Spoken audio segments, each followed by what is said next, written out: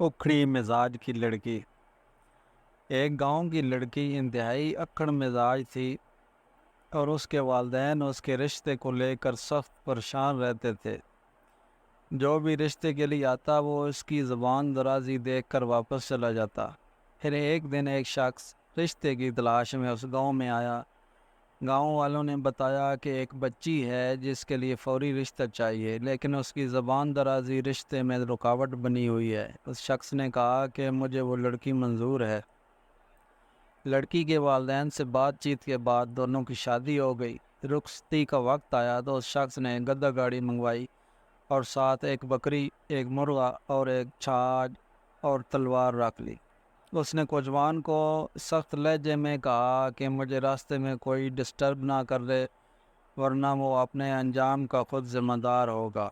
سفر شروع ہوا تو راستے میں بکری نے بولنا شروع کر دیا۔ وہ شخص اٹھا اور اس نے تلوار سے بکری کو ذبح کر دیا اور بلند آواز سے گالیاں دینے لگا۔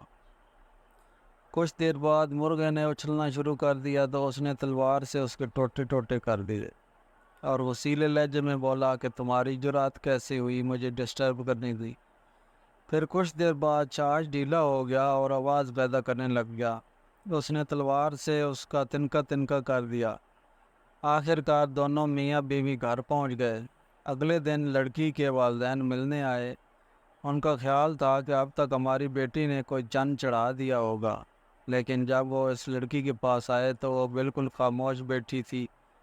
وہ اس سے باتیں کرنے لگے اور سوال پوچھنے لگے، لیکن یہ جواب دینے کے بجائے ادھر ادھر دیکھتی رہی۔